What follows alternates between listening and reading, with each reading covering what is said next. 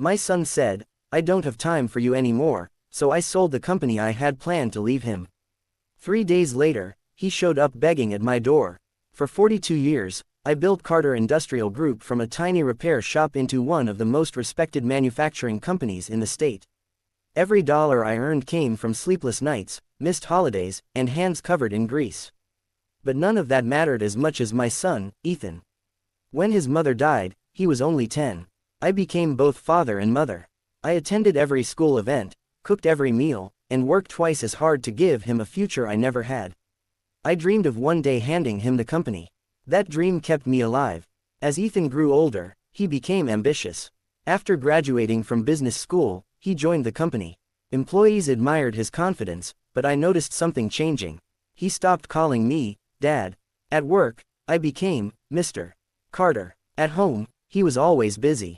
Meetings, business trips, networking dinners. Whenever I asked him to spend an evening together, he always had another excuse. Still, I convinced myself this was temporary. Until my 71st birthday. I reserved a table at my late wife's favorite restaurant.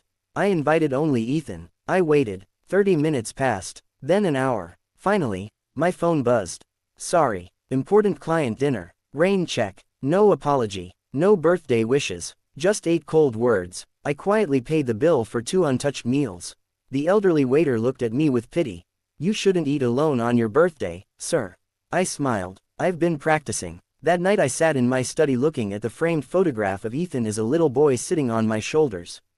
I whispered, "What happened to us?" The next morning I visited company headquarters. Ethan was giving a presentation to investors. He looked confident, powerful, exactly the leader I had wanted him to become. After the meeting ended, I asked, "Do you have a minute?" Without looking up from his phone, he sighed. "Dad, I don't have time for you anymore." Those words struck harder than any punch. Employees nearby heard everything. The hallway fell silent. I simply nodded. "I understand." He walked away without turning back. That was the moment my dream died. Not because he rejected the company. Because he rejected me. That evening I called my attorney. "I'd like to schedule an emergency meeting."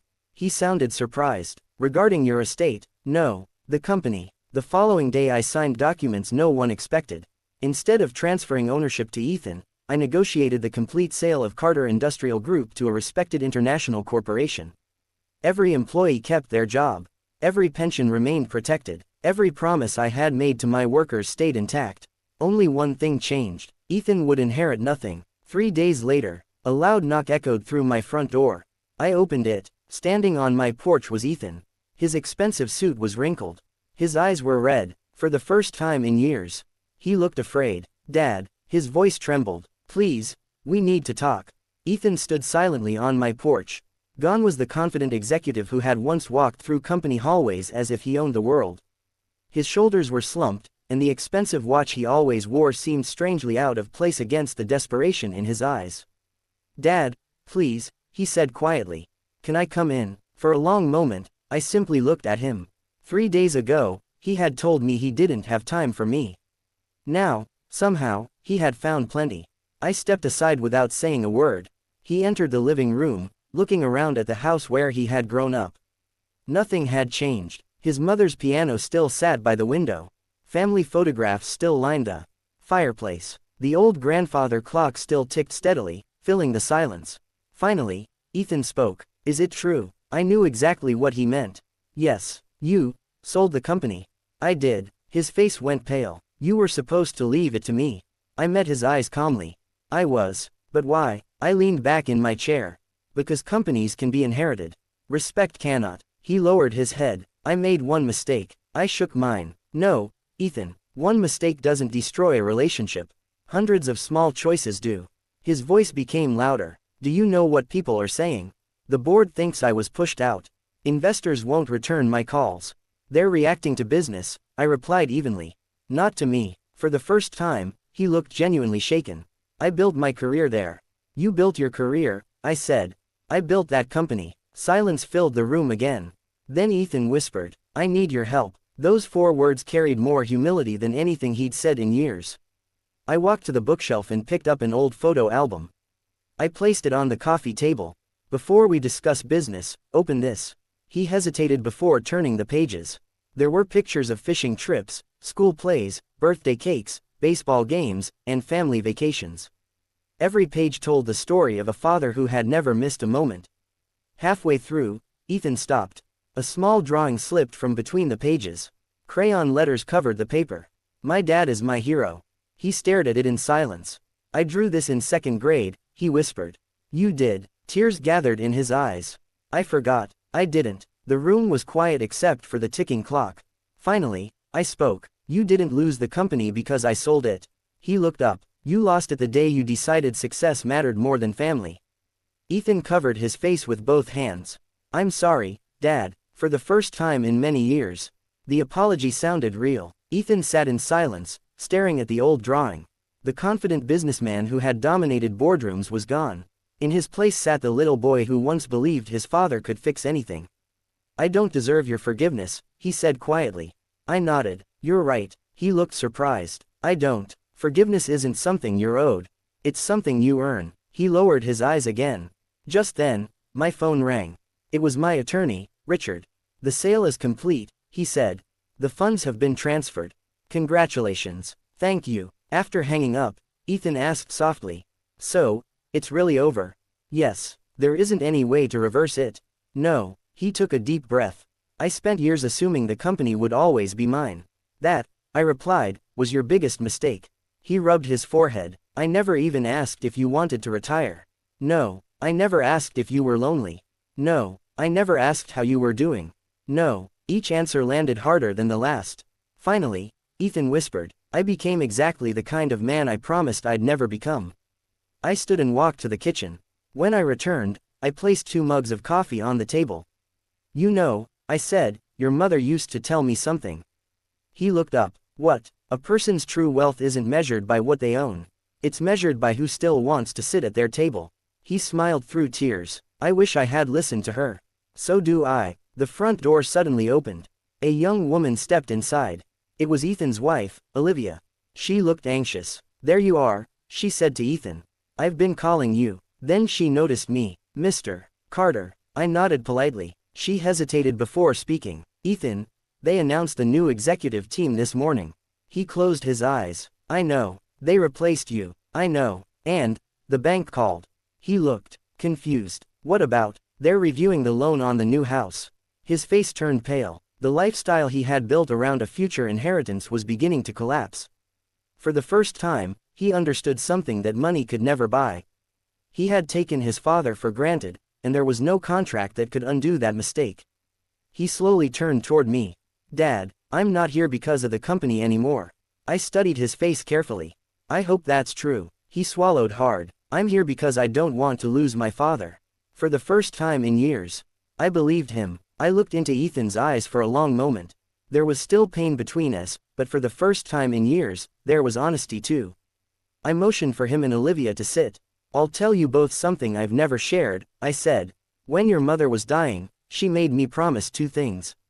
First, that I'd never let money come before family. Second, that I'd never give you everything without teaching you its value." Ethan's eyes filled with tears. "I failed her." "No," I replied softly. "We both did." The room fell silent. After a moment, Ethan reached into his jacket and placed a set of keys on the coffee table. "What are these?" I asked. "The spare key to our house." I frowned. "I don't understand." "You've always been welcome, Dad. But I never made you feel that way. I want to change that." Olivia nodded. "We've talked all night. We know we can't erase the past, but we want to start over." I looked at the keys without touching them. "Trust isn't rebuilt in a day." "I know," Ethan said. "I'll earn it." Over the next few weeks, something unexpected happened. Ethan stopped chasing investors and headlines. Instead, he started showing up every Saturday morning. Sometimes we had breakfast. Sometimes we worked in the garden. Sometimes we simply sat on the porch, drinking coffee and talking about life. For the first time in years, he wasn't looking at his phone every 5 minutes. One afternoon, he noticed an old toolbox in the garage. "I remember this," he said with a smile. "You taught me how to use a hammer with these tools. And you hit your thumb instead of the nail." I laughed. He laughed too. It was the first genuine laugh we'd shared in a very long time. Then one evening, Ethan looked at me and said, "Dad, I finally understand something." What is it? I spent years trying to become a successful businessman. And I forgot how to be a good son. I put a hand on his shoulder. It's never too late to become one. He smiled, and for the first time since he was a child, I saw peace in his face. Little by little, our family began healing, not because of money, not because of a company, but because we chose each other. Autumn arrived quietly. The trees around my home turned shades of gold and crimson, and for the first time in years, the house no longer felt empty. Every Sunday, Ethan and Olivia came over for dinner. Sometimes they cooked, sometimes they burned the food, and we laughed anyway. The silence that had once divided us was slowly replaced with conversations that lasted late into the night. One afternoon, Ethan asked, "Dad, can I ask you something?" "Of course. When you sold the company, were you angry?" I thought for a moment before answering. "No." He looked surprised. "I was heartbroken." He lowered his head. "I deserved that." "No," I said gently. "No parent wants to feel that way." A few days later, I received an invitation to a local business awards ceremony. To my surprise, Ethan's name was on the guest list as a speaker. "I don't think I should go," I told him. "I hope you do," he replied. "There's something I need to say." The ballroom was filled with executives, investors, and reporters. When Ethan walked onto the stage, the audience applauded politely. He stood behind the podium for several seconds before speaking. "Tonight, I was asked to talk about leadership." He paused. "But I can't do that honestly without admitting where I failed." The room became completely silent. I believed success meant bigger offices, higher profits, and more influence. He looked toward me. I was wrong. People followed his gaze until they found me sitting quietly near the back. "My father spent over 40 years building a company." Another pause. "I spent only a few years forgetting the man who built it." The audience listened in complete silence. "I once told my father, 'I don't have time for you anymore.'" Several people looked shocked. "It remains the biggest mistake of my life." His voice trembled. "The company is gone, but because my father gave me another chance, I got something far more valuable." He smiled. "I got my family back." The audience rose to their feet in a standing ovation. I wasn't applauding the speech. I was applauding the man my son had finally become. As I walked toward the stage, Ethan stepped down from the podium. Without saying a word, he wrapped his arms around me. For the first time since he was a little boy, my son hugged me simply because he wanted to. And in that moment, I realized something priceless.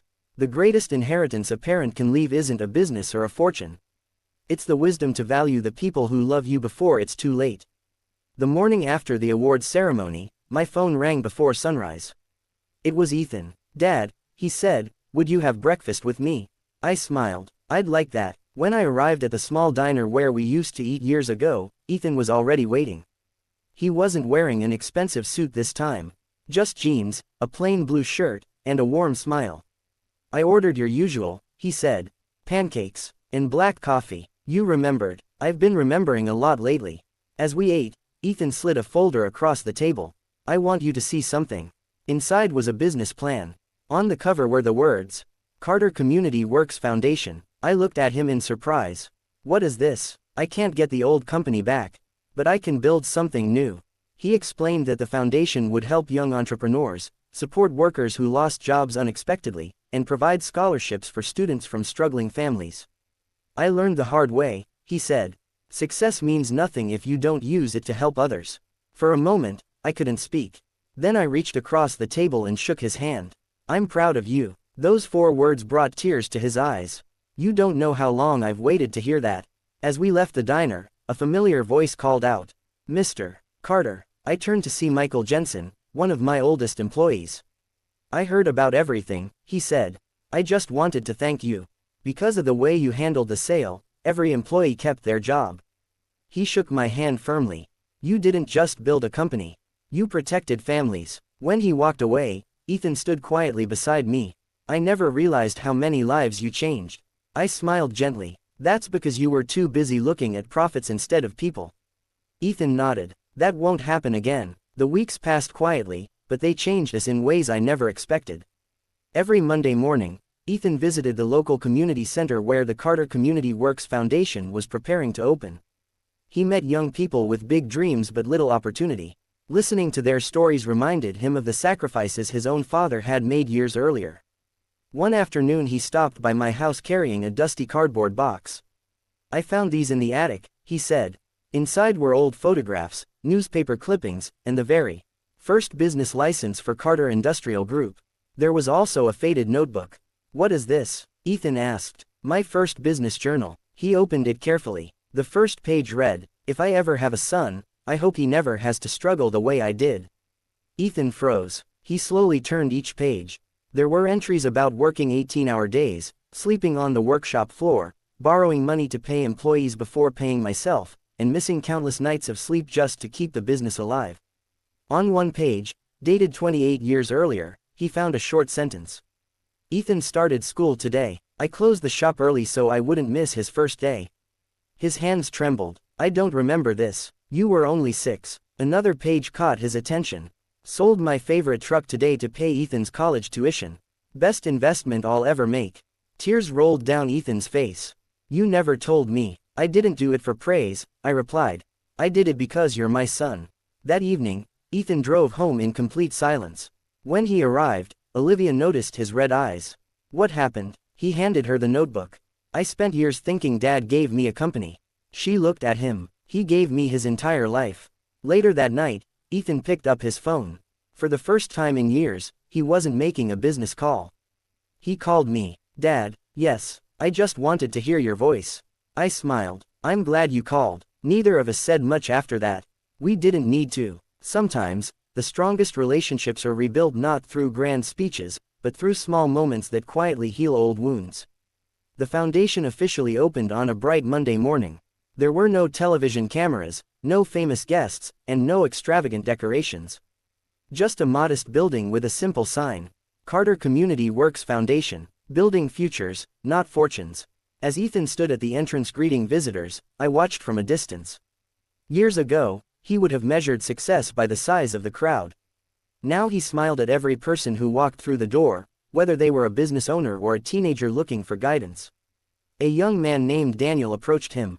"Mr. Carter," he said nervously, "I want to start a repair business, but I don't have enough money." Ethan smiled. "My father started with less than you have." Daniel looked surprised. "Really?" I stepped forward. "When I opened my first workshop, I had one toolbox, an old pickup truck, and more determination than experience." The room filled with laughter. For the next hour, Ethan listened patiently to every applicant. He asked about their dreams, not their bank accounts. He asked about their character, not their connections. Watching him, I realized he had finally learned the lesson I had hoped to teach all those years ago. That afternoon, as everyone was leaving, an elderly woman slowly walked toward us. She introduced herself as Mrs. Wilson. "You probably don't remember me," she said. I looked at her carefully before smiling.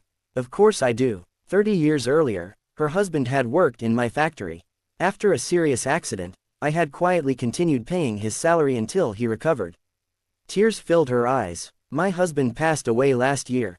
"I'm so sorry." She nodded. "But because of what you did for our family, our children finished college. Today one is a teacher, and the other is a doctor." She reached into her purse and handed me a small envelope. Inside was a handwritten letter. "Kindness is an investment that never loses its value." Ethan quietly read the note over my shoulder. He looked at me and whispered, "Dad, this is your real legacy." I smiled. "No, son." I gently placed the letter into his hands. "It's ours now." For the first time, Ethan understood that wealth wasn't measured by the money a person leaves behind. It was measured by the lives they changed along the way. The foundation grew faster than anyone expected. Within 6 months, dozens of young entrepreneurs had received training, mentorship, and small startup grants. Some opened repair shops, others launched family businesses. Every success story reminded me why I had never regretted selling the company. One rainy afternoon, Ethan arrived at my house carrying a thick envelope. "Dad," he said with a grin, "I have something to show you." Inside were letters from people whose lives had changed because of the foundation. One read, "Without your support, I would have given up on my dream. Today I employ 8 people. Thank you for believing in me." Another was from a single mother who had started a small bakery after receiving a grant. "I've read every one of these," Ethan said. "They're worth more than any quarterly profit report." I smiled. "Now you understand." A few weeks later, we were invited to speak at a university business conference. The auditorium was packed with students eager to learn about leadership and success. Ethan stepped to the podium first. "If you're here to learn how to make millions," he began, "I'm probably not the best person to ask." The audience laughed. "But if you're here to learn how quickly pride can cost you everything, then listen carefully." He told them about chasing titles, ignoring family, and believing success could replace relationships. Then he looked toward me. "The greatest business lesson I ever learned wasn't taught in a boardroom. It was taught by my father, after I almost lost him." The room fell completely silent. When my turn came to speak, I said only one thing. "Build a career you're proud of, but never at the cost of the people waiting for you at home." The audience rose in applause. As we walked out together, Ethan smiled. "You know, Dad, what? I used to think I wanted your company.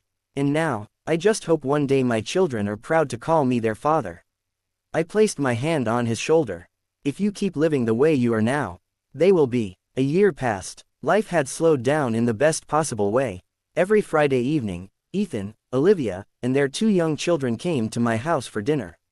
The dining table that had once felt painfully empty was now filled with laughter, stories, and the sound of little voices. One evening, my grandson Noah ran into the garage. "Grandpa," he shouted, "can you teach me how to use these tools?" I smiled as I opened the old red toolbox. "They're older than your dad." Noah laughed. Ethan stood quietly in the doorway, watching us. For a moment, he wasn't thinking about money, business, or success. He was simply watching 3 generations of his family together. Later that night, after the children had fallen asleep, Ethan handed me a small wooden box. "I made this myself," he said. "You made it." "I've been taking woodworking classes." I opened the lid. Inside was my old pocket watch, polished until it looked brand new. Beneath it was a small engraved plaque. "To the man who taught me that character is worth more than wealth." I couldn't hold back my tears. "This is the greatest gift I've ever received." Ethan smiled. "No," he shook his head. "The greatest gift was the second chance you gave me." A few days later, I sat alone on the porch, watching the sunset. I thought about the company I had built, the fortune I had earned, the dreams I had once carried. Years earlier, I believed selling the company meant losing my legacy. I had been wrong. A business can be sold. Buildings can change owners. Money can disappear. But love, forgiveness, and the values we pass to the next generation, those remain forever. As the front gate opened, Noah ran toward me with a baseball glove in his hand. "Grandpa." "Yes, come play with me." I smiled, stood up, and took his hand. Some opportunities are worth more than any fortune. And this time, I wasn't going to miss them. The following spring, the Carter Community Works Foundation celebrated its 2nd anniversary. What had started as a simple idea had grown into something extraordinary. Hundreds of families had been helped, dozens of small businesses had been launched, and many young people who once believed their dreams were impossible were now creating opportunities for others. Ethan insisted that I be the guest of honor at the anniversary celebration. "I don't deserve that," I told him. He smiled. "You deserve far more." The event was held in the town hall where years earlier I had accepted my very first business award. This time, however, I wasn't there as a businessman. I was there as a father. As guests arrived, I noticed many familiar faces, former employees, old friends, neighbors, and even people I hadn't seen in decades. One by one, they came to shake my hand. Each of them shared a memory. "You helped me when my family needed it most. You gave me my first job. You believed in me when nobody else did." Their words humbled me. Then the lights dimmed. Ethan walked onto the stage. Behind him, a large screen lit up with photographs. There was a picture of me standing in front of my tiny repair shop. Another showed me teaching Ethan to ride a bicycle. Then came family vacations, birthdays, Christmas mornings, and countless moments that had shaped our lives. When the final photo appeared, tears filled my eyes. It was the drawing Ethan had made in 2nd grade. "My dad is my hero." The room became completely silent. Ethan stepped to the microphone. "There was a time when I thought success meant inheriting a company." He paused. I was wrong. He looked directly at me. "My father didn't leave me a business. He left me something much greater. He taught me integrity. He taught me compassion. And when I failed him, he still gave me the chance to become a better man." The audience rose to its feet. I walked onto the stage and embraced my son. This time, neither of us cared who was watching. Because some moments are too important to hide. As I looked out at the crowd, I realized something I wished I had understood years earlier.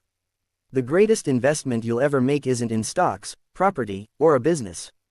It's in the people you love. And if you nurture those relationships with kindness, patience, and time, the returns will last for generations. 5 years passed. Time had a quiet way of healing wounds that once seemed impossible to mend. The Carter Community Works Foundation had become one of the most respected charities in the region. Hundreds of families had rebuilt their lives through its programs, and many successful business owners returned each year to mentor the next generation. Ethan no longer chased headlines or awards. Instead, he spent his mornings visiting small businesses, encouraging young entrepreneurs, and making sure every person who walked through the foundation's doors felt seen and respected. One Saturday afternoon, my grandson Noah, now 12 years old, asked, "Grandpa, is it true that Dad almost lost everything?" I smiled gently. He almost lost something much more valuable than money. What was it? His family. Noah looked at his father, who nodded. "It's true," Ethan admitted. "I forgot what mattered most." Then he placed a hand on Noah's shoulder. "So promise me something." "What?" "If I ever become too busy for you, you'll tell me." Noah hugged his father tightly. "I promise." Watching them, I felt a deep sense of peace. Years ago, I thought selling the company meant giving up my greatest achievement. Now I understood that it had opened the door to something far greater. The company had created wealth, but forgiveness had created a family. As the sun began to set, Ethan walked over and sat beside me on the porch. "Dad," he said softly. "Yes, thank you for not giving up on me." I smiled. "I never gave up. I was simply waiting for you to find your way home." He looked across the yard where Olivia and the children were laughing together. "I finally understand what you were trying to teach me all those years." "And what was that?" He smiled. "Success isn't measured by what we leave our children. It's measured by the values they carry after we're gone." I nodded proudly. "Now you've learned the lesson." That evening, our entire family gathered around the dinner table. There were stories. There was laughter. There were memories. And there was love. The house that had once echoed with loneliness was now alive with joy. Looking around the table, I realized something no business, fortune, or inheritance could ever buy. I already had everything I had ever wanted.